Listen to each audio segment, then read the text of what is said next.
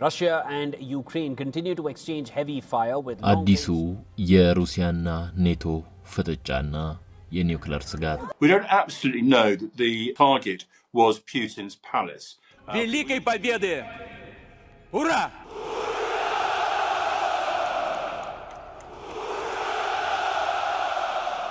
ፍራንሲስ ፉኩያማ የተባሉ ጸሐፊ በአውሮፓውያኑ 1989 የቀድሞ ሶቪየት ህብረት የመፈራረስ የቀዝቃዛውን ጦርነት ማብቃትን አስመልክቶ ዘ ኢንድ ኦፍ ሂስትሪ የሚል ርዕስ ያለው መጣጥፍ ጽፈው ነበር። የመጣጥፉ ዋነኛ ጭብጥም የቀዝቃዛውን ጦርነት ማብቃት ተከትሎ በአሜሪካ መሪነት የምዕራቡ የሊበራል ዲሞክራሲ ስርዓት በኮሚኒዝም ላይ የማያዳግም ድልን ተቀዳጅቷል። ስርዓቱ ወደ ተቀረው የዓለም ክፍልም ይስፋፋል። የዓለም ስርዓትም በተመሳሳይ ሌላ አዲስ ለውጥን ሳያስተናግድ ለዘመናት በዚሁ መልክ ይቀጥላል የሚል ነበር። መጣጥፉ የሊበራል ዲሞክራሲ ስርዓት መስፋፋት ለዓለም ሰላምና ብልጽግናን እንደሚያመጣና የኮሚኒስቱ ካምፕ መሪ የነበረችውና በርካታ ግዛቶቿንና ልዕለ ኃያልነቷን ያጣችው ሩሲያ ከዚያ በኋላ የሊበራል ስርዓት ቀንደኛ አራማጅ ለሆነው ምዕራብ አውሮፓ የደህንነት ስጋት አትሆንም የሚል መከራከሪያም ነበረው።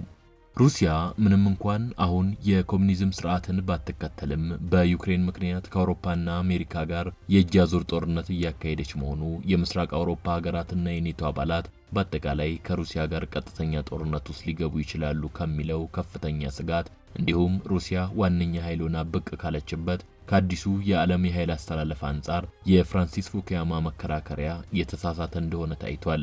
ታዋቂው ምሁር ፕሮፌሰር ጆን ሜርሻይመር ይህ የፉኩያማ መከራከሪያ ሙሉ በሙሉ ስህተት እንደነበር ያለፉት 20 ዓመታት የዓለም ሁኔታ በግልጽ ቢያሳይም ብዙዎቹ የአውሮፓ መንግስታት ግን አሁንም የጸሐፊውን አስተሳሰብ እያራመዱ እንደሚገኙ በአጽንኦት ከሚናገሩት መካከል ናቸው። እናም እነዚህ መንግስታት በተወሰነ መልኩም ቢሆን አሜሪካ የቀዝቃዛው ጦርነት በምዕራቡ የሊበራል ዴሞክራሲ ካምፕ አሸናፊነት ተጠናቋል የሚለውን የፍራንሲስ ፉኩያማን ድምዳሜ በሚያስተጋባና እብሪት በታከለበት ሁኔታ ላዩን ከሩሲያ ጋር ያላቸውን የዲፕሎማሲያዊ ግንኙነት ስለማሻሻል እየተናገሩ ስር ለስር ግን ከሩሲያ ጋር ግጭት ውስጥ የሚከቱ ድርጊቶችን ሲፈጽሙ ቆይተዋል። ከነዚህ የምዕራቡን ካምፕ ከሩሲያ ጋር በቀጥታ ከሚያጋጩ ነገሮች መካከል አንዱና ዋነኛው የኔቶ ወደ ምስራቅ አውሮፓ በተለይም ደግሞ የቀድሞ ሶቪየት ህብረት አካል ወደ ነበሩት ሀገራት መስፋፋት ነው። ነገር ግን አሜሪካና ኔቶ ይህን በተመለከተ ለሩሲያ የገቡትን ቃል በማጠፍ የተለያዩ የምስራቅ አውሮፓና የባልቲክ ሀገሮች የድርጅቱ አባል እንዲሆኑ ከማድረጋቸው በተጨማሪ ዩክሬንና ጆርጂያም ድርጅቱን እንዲቀላቀሉ መፈለጋቸውና የኔቶ ጦር ከላይ በተጠቀሱት አባል ሀገራት ውስጥ መቀመጥ ከሩሲያ ጋር ግጭት ውስጥ ከቶታል። ቭላዲሚር ፑቲን በየዓመቱ በጀርመን ሙኒክ ከተማ በሚካሄደው የሙኒክ ኮንፈረንስ ላይ በአውሮፓውያኑ 2007 ባደረጉት ታሪካዊ ንግግር ከላይ የተጠቀሰውንና ሩሲያ በአሜሪካና በአውሮፓ ወይም በኔቶ የተገባላት ቃል እንዴት እንደታጠፈ ሀገራቸው በምዕራቡ ዓለም ዘንድ እንዴት እንደምትታይና ይህ ደግሞ ወደፊት የሚፈጥረውን አሉታዊ ውጤት በግልጽ አስቀምጠው ነበር። የኮሎምቢያው ዩኒቨርሲቲ ምሁር ፕሮፌሰር ጄፍሪ ሳክስ ፑቲን በ2007 ያደረጉትን ንግግር በሩሲያና ኔቶ መካከል ያለው ግንኙነት እየሻከረ ለመሄዱ የሚጠቁም ወሳኝ ንግግር ነበር በማለት ይጠቅሱታል። ለማንኛውም 4 ዓመታትን ያስቆጠረው የሩሲያ ዩክሬን ጦርነትና አሁን በሩሲያና ከሷ ጋር ድንበር በሚጋሩ የምስራቅ አውሮፓ ሀገራት መካከል ያንዣበበው የጦርነት ስጋት የዚህ የኔቶ እርምጃ ውጤቶች ናቸው። የኔቶ አባል ሀገራት በአሜሪካ ጫናና በራሳቸው ፍላጎት የድርጅቱ አባል ያልሆነችዋን ዩክሬን ደግፈው ቢሊዮን ዶላሮችን አፍስሰውና አለን የሚሉትን ጦር መሳሪያ ሁሉ አስታጥቀው ከሩሲያ ጋር የእጅ አዙር ጦርነት በማካሄዳቸው ምክንያት በእነርሱና በሩሲያ መካከል ከፍተኛ መቃቃርና ጠላትነት ተፈጥሯል። በእርግጥ በሩሲያና በትልልቆቹ የአውሮፓ ሀገራት መካከል ቀድሞውንም የተቀናቃኝነትና በጠላትነት የመተያየት ነገር ቢኖርም የዩክሬን ጦርነት ግን ሩሲያ መላው አውሮፓን በዚህ መንገድ እንድታይ ሳያስገድዳት አልቀረም። ይህ ሁኔታ ሩሲያ ከምንጊዜውም በላይ ወታደራዊ አቅሟን እንድታሳድግ ግፊት ካደረጉ ምክንያቶች መካከል እንደሆነና የኔቶ አቅም ምን ድረስ እንደሆነ ለመፈተሽ የሞከረችባቸው አጋጣሚዎች እንዳሉ በዚህ ዙሪያ የሚወጡ ዘገባዎች ይጠቁማሉ። ሩሲያ የፖላንድንና የሮማኒያን የአየር ክልሎች ጥሰው የገቡ የድሮን ጥቃቶችን አድርሳለች የሚሉትን ክሶች ለማሳያነት መጥቀስም ይቻላል። ሌላው በሩሲያና በኔቶ መካከል ፍጥጫው እንዲባባስ ያደረገው ምክንያት የሩሲያ ዩክሬን ጦርነት ከቀን ወደ ቀን ይበልጥ እየተስፋፋና አደገኛ እየሆነ በመምጣቱ ምክንያት ጦርነቱ ወደ ሌሎች ሀገሮች ይዛመታል የሚለው ስጋት ነው። ይህ ስጋት በተለይ ከሩሲያ ጋር ድንበር የሚጋሩ ሀገራት የወታደራዊ አቅማቸውን ከማጠናከር በተጨማሪ ለኔቶ መስራችና ዋነኛ መሳሪያ አቅራቢ አሜሪካ ያልተገመተ ጥያቄ እስከ ማቅረብ አድርሷቸዋል። ሩሲያ ከዩክሬን ቀጥሎ የጥቃት ኢላማ የምታደርገው እኔን ነው የሚል ስጋት ያላት ፖላንድ ትራምፕ ለኔቶ አባላት ከኢኮኖሚያቸው 5% የሚሆነውን ለወታደራዊ ወጪዎች መዋል አለባቸው በማለት ያስቀመጡትን አስገዳጅ ሁኔታ ተግባራዊ በማድረግ ከአጠቃላይ የሀገር ውስጥ ምርቷ 4.5% በወታደራዊ መስክ ላይ እያዋለችው እንደሆነ መረጃዎች ያሳያሉ። የወታደራዊ አቅሟን በከፍተኛ ደረጃ ለማሳደግና ለማጠናከር እየሰራች እንደሆነ የሚነገረው ፖላንድ ምንም እንኳን ከቀዝቃዛው ጦርነት ማብቃት ወዲህ ከአሜሪካ ጋር ያላት ወታደራዊ ግንኙነት ጥሩ ቢሆንም ከቅርብ ጊዜ ወዲህ ግን ይህ ግንኙነቷ ውስብስብ እየሆነ ሄዷል የሚል እምነት በፖላንድ ዘንድ እንዳለ ይገለጻል። ሌላው ፖላንድ፣ ፊንላንድና ሊትዌኒያ ያቀረቡትና ያልተገመተ የተባለው ጥያቄ አሜሪካ የኒውክሌር ጦር መሳሪያዎቿን እኛም ጋር ትትከል የሚል ሲሆን ጥያቄው ሩሲያ መቼም የማትቀበለው ቀይ መስመሯ እንደሆነ ይታወቃል። ወታደራዊ አቅምን በማጠናከር ረገድ የኔቶ አባል ሀገራት ከቅርብ ጊዜ ድረስ ከአሜሪካ በግዢና በእርዳታ የሚያገኙትን የጦር መሳሪያ አቅርቦት የሚጠቀሙ ሲሆን አሁን ግን ሌሎች አማራጮችን መጠቀም መጀመራቸውን መረጃዎች ያሳያሉ። ለምሳሌ ካናዳ በቅርቡ ከጀርመን ባህር ሰርጓጅ መርከቦችን ለመግዛት እንዲሁም ኔቶ ከስዊድን የጦር አውሮፕላኖችን ለመሸመት ያደረገውን ስምምነት ማንሳት ይቻላል። የድርጅቱ አባላት ይህን በኔቶ የ70 ዓመታት ታሪክ ያልተለመደ አዲስ አካሄድ ለመከተል ያበቃቸው ምንድነው ለሚለው የአሜሪካው ፕሬዝዳንት ዶናልድ ትራምፕ ኔቶን አስመልክቶ የሚያራምዷቸውን አቋሞች፣ ስለ ድርጅቱ በተመለከተ የሚሰጧቸውን አሉታዊነት የሚያመዝንባቸው መግለጫዎችና ከፑቲን ጋር ያላቸውን ግንኙነት በምክንያትነት ይጠቅሳሉ። ለመግቢያነት ይህን ያልካልናችሁ ዘንድ በዛሬው የሳሎን ቲዩብ ጥንቅራችን በሩሲያና በኔቶ አባል ሀገራት መካከል እያደገ የመጣውን ፍጥጫ፣ የምስራቅ አውሮፓና የባልቲክ ሀገራት በተለይም ደግሞ ከሩሲያ ወይም ዩክሬን ጋር ድንበር የሚጋሩ ሀገሮች እያካሄዷቸው ያሉ የጋራ ወታደራዊ ልምምዶችና ዝግጅቶች፣ ሩሲያ በበኩሏ ይህን ሁኔታ በምን መልኩ አይታ ያጸፋ ምላሽ እየሰጠች እንደሆነ፣ በእነዚህ ጉዳዮች ላይ አሜሪካ ያላትን ሚናና በአውሮፓ ላይ ያንዣበበውን የኒውክሌር ስጋት በመጠኑ ዘርዘር አድርገን ለመመልከት እንሞክራለን። ጸሐፊው ታምራት መቻል ነው። አብራችሁን ቆዩ። እንደሚታወቀው የሰሜን አትላንቲክ ጦር ቃል ኪዳን ድርጅት ኔቶ በቀድሞ ሶቪየት ህብረት ፊት አውራሪነት የሚመራው የኮሚኒስቱ የዋርሶ ካምፕ ወደ ምዕራቡ አውሮፓ እንዳይስፋፋ ለመከላከል በሚል ዓላማ በአሜሪካ አሰባሳቢነት የተቋቋመ ነው። የሶቪየት ህብረት የኮሚኒስት መንግስት መውደቁንና ሀገሪቱን መበታተኗን ተከትሎ ሀገሪቱ ለጦር ኃይሏ በቀዝቃዛው ጦርነት ወቅት ትሰጥ የነበረውን ትኩረት በከፍተኛ መጠን እንድትቀንስ የምዕራባውያን ብቻ ሳይሆን የሩሲያን ፍላጎት ነበር። እናም ሩሲያ ከአሜሪካ ጋር እኩል ልዕለ ኃያል ያደረጋትን የኒውክሌር ጦር መሳሪያ እንደያዘች እንድትቀጥል፣ ነገር ግን እሷና አሜሪካ በብዛት ያመረቱትንና ያከማቹትን የኒውክሌር መሳሪያ ቁጥር ለመቀነስ በተስማሙት መሰረት በሂደት ክምችቷን እንድትቀንስ፣ ከቀድሞ የምስራቅ አውሮፓ የኮሚኒስት ሀገራት ወታደሮችን እንድታስወጣ እንዲሁም በአጠቃላይ ለወታደራዊ ዘርፍ ከምትመደበው በጀት አንስቶ የማምረትና የምርምር እንቅስቃሴዎችን በውሱን ደረጃ ለማከናወን በመሰረተ ሐሳብ ደረጃ ተስማምታ ነበር። በአንጻሩ አሜሪካ የኔቶ አባል የሆኑ ሀገሮች ላይ ጉልህ ተጽዕኖ ማድረጓን በወቅቱ እምብዛም ያልተቃወመችው ሩሲያ የወቅቱ የአሜሪካ ፕሬዝዳንት እንዲሁም የጀርመንና የሌሎች የምዕራቡ ዓለም ትላልቅ ባለስልጣናት በተገኙበት ኔቶ ወደ ምስራቅ አውሮፓ በተለይም ወደ ቀድሞ የሶቪየት ግዛቶች ባለመስፋፋት የደህንነት ዋስትና እንዲሰጣት ስምምነት ላይ ደርሳ ነበር። ሆኖም ጊዜያቶች እያለፉ በሄዱ ቁጥር አሜሪካና አውሮፓ ለሩሲያ የገቡትን ይህን ቃል በማጠፍ የተለያዩ እንቅስቃሴዎችን ማድረግ ጀመሩ። ሩሲያን ለምዕራባውያኖቹ ጥቃትና ሴራ ወለል አድርገው ከፍተዋል በሚል የሚወቀሱት ቦሪስ የልሲን ራሳቸው ወደ ፖለቲካው መድረኩ ይሳቧቸውና ኋላም እንዲተኳቸው ያደረጉት ቭላዲሚር ፑቲን እስኪመጡ ድረስ ይህ የምዕራቡ ወገን ቃል አፍራሽነት እምብዛም አልተነሳም ነበር። ፑቲን የሀገሪቱን ከፍተኛ ስልጣን ከጨበጡ በኋላ አሜሪካና ኔቶ የቀጠሏቸውን እንቅስቃሴዎችና በሩሲያና ቀድሞ የግዛቱ አካል በነበሩ ሀገራት ግንኙነት ላይ የሚያካሂዷቸውን ጣልቃ ገብነቶች ሲያስተውሉ የቆዩት ፑቲን ታዲያ 2007 ላይ በተካሄደ ዓመታዊ የሙኒክ ኮንፈረንስ ላይ አንድ ጠንከር ያለ ንግግር አደረጉ።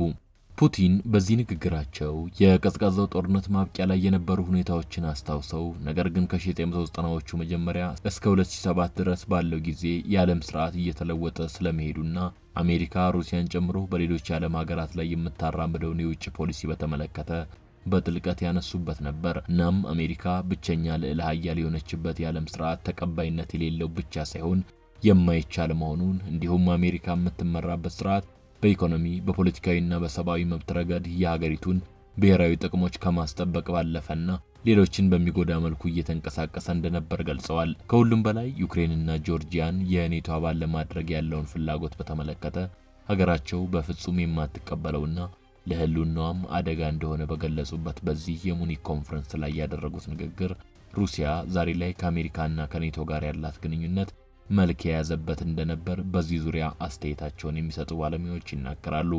ላብነትም ታዋቂው ምሁር ፕሮፌሰር ጄፍሪ ሳክሲን በተመለከተ አስተያየታቸውን ሲሰጡ ብዙ ሰዎች አሁን በሩሲያና ኔቶ መካከል ያለው ፍጥጫና የዩክሬን ጦርነት የቅርብ ጊዜ ክስተቶች የወለዷቸው ነገሮች ናቸው ብለው ያስባሉ። ነገር ግን ሰዎች ልብ አላሉም ወይም ከቁም ነገር አልወሰዱትም እንጂ ቭላዲሚር ፑቲን አሁን እየወሰዷቸው ስላሉት እርምጃዎች አይቀሬነት ፍንጭ የሰጡት በ2007 ባደረጉት ንግግራቸው ነበር ይላሉ።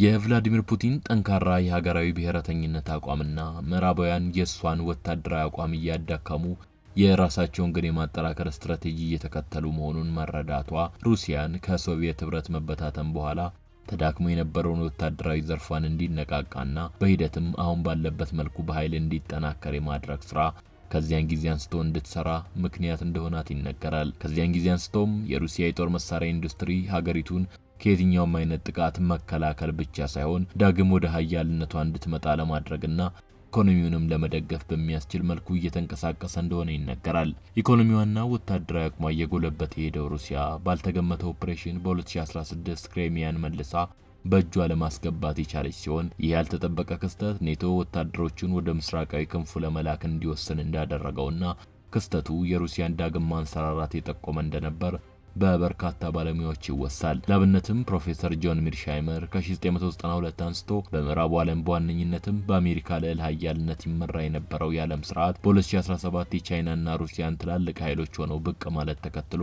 እንደተለወጠ ይናገራሉ።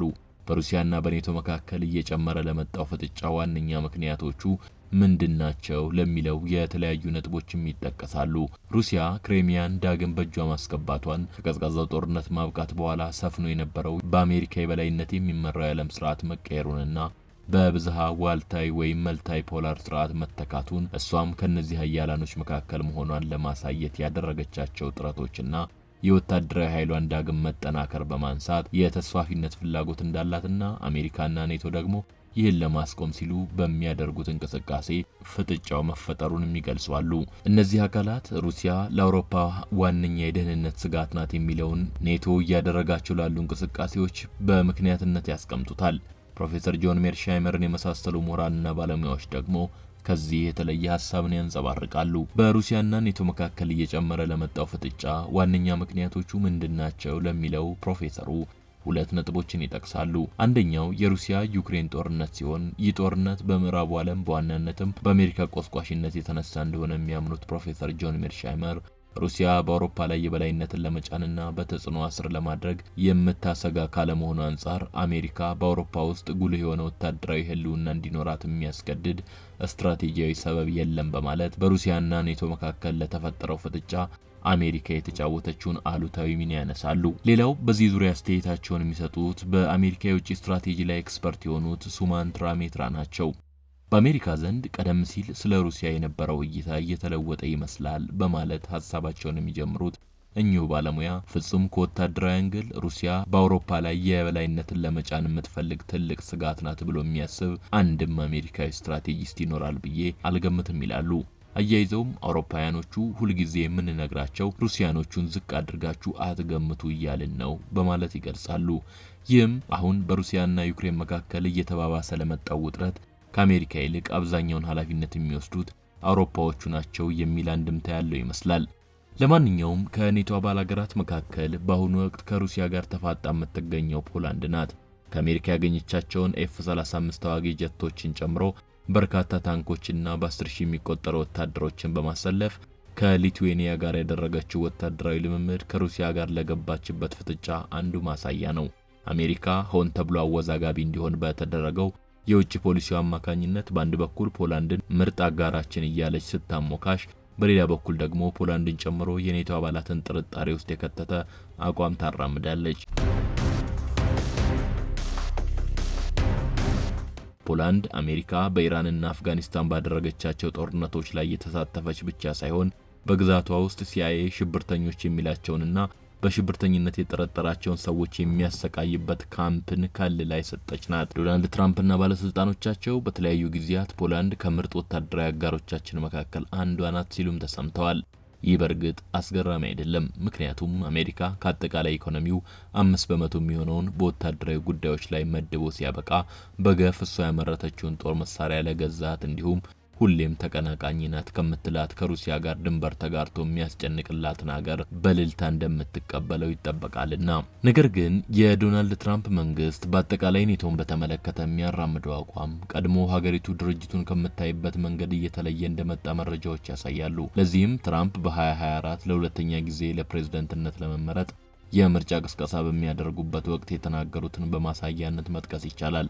ትራምፕ በወቅቱ እንዲህ ነበር ያሉት: ከትልልቆቹ ሀገራት መካከል ያንዱ ፕሬዝዳንት የኔቶ መዋጯችንን ባንከፍልና ሩሲያ ደግሞ ብታጠቃን መንግስቱ ለእርዳታ ይደርስልናል ብሎ ጠየቀኝ። እኔ ደግሞ መዋጮ ሳትከፍሉ እንበልና ሩሲያ አጠቃቻችሁ፣ ታዲያ የኔ ምላሽ ምን ይሆናል ከተባለ አይ ከሩሲያ ጥቃት ልከላከልላችሁ አልመጣም፣ እንዲያውም ያሻቸውን እናንተ ላይ እንዲያደርጉ ነው የማበረታታቸው። ስለዚህ መዋጯችሁን ክፈሉ፣ የግድ መክፈል አለባችሁ ነበር ያሉት። ትራምፕ በኢራን ጦርነት የአየር ክልላቸውን እንድንጠቀም አልፈቀዱልንም በማለት በኔቶ አባላት ላይ ወቀሳ ማቅረባቸውም እንዲሁ የሚታወስ ሲሆን፣ ይህ ግን ትክክለኛ እንዳልሆነ አሜሪካ ኔቶን ለቃ እንድትወጣ ማድረግም ለመንግስታቸው ከፖለቲካም ከህግም አንጻር አዳጋች እንደሚሆን ባለሙያዎች ይናገራሉ። ቀደም ሲል ለመጥቀስ እንደተሞከረው የዶናልድ ትራምፕ መንግስት የኔቶ አባል ሀገራትን በተመለከተ የሚያራምደው አቋም ሀገሪቱ ድርጅቱን በተመለከተ ለአመታት ስታራምድ ከቆየችው አቋም በተወሰነ መልኩ የተለየ እየሆነ በመምጣቱ፣ ከዚህም በተጨማሪ ደግሞ የሩሲያ ዩክሬን ጦርነት ጭራሽ እየተስፋፋና እየተባባሰ በመሄዱ ምክንያት ፖላንድ ጎረቤቶቿን የባልቲክ ሀገሮች በማስተባበር ወታደራዊ ልምምዶች በማድረግ መዘጋጀት መርጣለች። በፖላንድና ሩሲያ መካከል የግጭት አውድማ ይሆናሉ ተብለው ከሚሰጉት አካባቢዎች መካከል አንዷ ካሊኒንግራድ የምትባለው ከሁለተኛው የዓለም ጦርነት ማብቃት በኋላ ከጀርመን ወጣ ወደ ሩሲያ የተካተተችው ግዛት ናት። ከአንድ ወር በፊት ፖላንድ ከካሊኒንግራድ 100 ኪሎ ሜትር ብቻ በምትርቀው ክሉሲ በተባለችው ግዛት 10,000 ወታደሮች የተሳተፉበት 700 የሚሆኑ ታንኮች የተሰማሩበት ወታደራዊ ልምምድ ከሊቱዌኒያ ጋር ማድረጓ የሚታወስ ሲሆን፣ ፖላንድ ሌሎቹን የባልቲክ ሀገራት ኢስቶኒያንና ላትቪያን ያካተተ ወታደራዊ ልምምድም እንዳደረገች መረጃዎች ይጠቁማሉ። እንደሚጠበቀው እነዚህ እንቅስቃሴዎች ሩሲያን ያስቆጡ ሲሆን፣ ፑቲንና የሀገሪቱ መንግስት ቃል አቀባይ የሆኑት ዲሚትሪ ፔስኮቭ ያጸፋ ምላሽ ሰጥተዋል። ፖላንድ የባልቲክ ሀገራት የሚባሉት ሶስቱ ማለትም ኢስቶኒያ፣ ላትቪያና ሊቱዌኒያን እንዲሁም ፊንላንድ እያደረጓቸው ያሉት ወታደራዊ እንቅስቃሴዎች እነሱ እንደሚገምቱት ከአደጋ የሚታደጓቸው ሳይሆን ይበልጥ ለጥቃት የሚያጋልጣቸው እንደሆነ ገልጸዋል። የሩሲያ መንግስት በዩክሬን ጦርነት ምክንያት አሜሪካና አውሮፓ ተባብረው ባደረሱበት የኢኮኖሚና ሌላም ብዙ አይነት ጉዳት ላይ በድንበሩ አቅራቢያ ወታደራዊ ልምምድ ሲደረግበት ምን አይነት አጸፋ ሊመልስ እንደሚችል ይታወቃል። ነገር ግን ለጊዜው እነዚህ ሀገራት በዓለም ከፍተኛውን ቁጥር የኒውክሌር ጦር መሳሪያ የታጠቀች ሀገር አፍንጫ ስር ወታደራዊ ልምምድ ማድረግና መፈታተን ብቻ ሳይሆን አሜሪካ እነሱም ላይ የኒውክሌር ጦር መሳሪያዎቿን እንድታኖር እስከ መጠየቅ ደርሰዋል። ፑቲን ደግሞ የሀገሪቱ የኒውክሌር ተሸካሚ ባህር ሰርጓጅ መርከቦች ለውጊያ ዝግጁ ሆነው በተጠንቀቅ ላይ እንዲገኙ በማዘዝ በአጠቃላይ ለኔቶ አባላት ያጸፋ ምላሽ ሰጥተዋል። አሁን በዩክሬን ጦርነት ላይ ሚሳኤሎች በከፍተኛ መጠን በጥቅም ላይ በዋሉበት ሁኔታ የኒውክሌር ስጋት እያደገ መሄዱንና ይህም ዓለምን ወደ ሶስተኛው የዓለም ጦርነት እያስጠጋት እንደሆነ እንደ ፕሮፌሰር ጄፍሪ ሳክስ አይነት ምሁራን ይናገራሉ። ለዚህ ሁኔታ ዋነኛው መንስኤ አሜሪካና ኔቶ በሩሲያ ላይ የሚያራምዱት አቋምና በእነሱ ቁስቋሽነት አይዞባይነትና ተሳታፊነት እዚህ የደረሰው የዩክሬን ጦርነት ናቸው ይላሉ ፕሮፌሰሩ። በሌላ በኩል አንድ ያሌሽ ባርቶሻክ የተባሉ የጂኦፖለቲካ ኤክስፐርት ፖላንድ ወታደራዊ ልምምዶችን ጨምሮ ስታካሄዳቸው የቆዩት እንቅስቃሴዎች ተገቢ ናቸው። ፖላንድ ጂኦፖለቲካዊ ኃይል እንዳላት ለማሳየት ካልሞከረችና ካልተንቀሳቀሰች ሩሲያ በአካባቢው ላይ ተጽዕኖን እያሳደገች መምጣቷና ፖላንድም የዚህ ሰለባ መሆኑ አይቀርም። ስለዚህ እርምጃዋ ተገቢ ነው የሚል አስተያየት ይሰጣሉ። ምንም እንኳን ፖላንድና የባልቲክ ሀገራት እያደረጉት ያለው እንቅስቃሴ ተገቢ ነው የሚል እምነት ያላቸው አካላት ቢኖሩም እንደ ፕሮፌሰር ጄፍሪ ሳክስ አይነት ትላልቅ ምሁራን ግን በአጠቃላይ በሩሲያና ኔቶ መካከል እየተባባሰ የመጣው ፍጥጫ ዋነኛ መንስኤውን ማወቅና ነገርየውም ምን ያህል አደገኛ እንደሆነ መረዳት እንደሚገባ ያሰምሩበታል። በሩሲያና ኔቶ መካከል ለተፈጠረው ፍጥጫና ለዩክሬን ጦርነት በዚህ መልክ መባባስ ዋነኛ ተጠያቂዎቹ ዶናልድ ትራምፕ፣ ኢማኑኤል ማክሮንና ሜርዝ ናቸው የሚሉት እኚሁ ምሁር ዓለምን ወደ ኒውክሌር ጦርነት ትግባ ማለት ካልሆነ በስተቀር ሩሲያ በዩክሬኑ ጦርነት ልትሸነፍ የምትችልበት መንገድ የለም። ነገር ግን ዓለማችን ከላይ የተጠቀሱት አይነት በየሀገሮቻቸው ውስጥ ተቃውሞ የበዛባቸው ጦርነት ናፋቂና ብቃት የሌላቸው ሰዎች እስከ ተመራጭ ድረስ አሁን ያለው የዩክሬን ጦርነት አድጎና ተስፋፍቶ በመጨረሻም ወደ ኒውክሌር ጦርነት እንደማይወስድ ዋስትና የለም በማለት ስጋታቸውን ይገልጻሉ።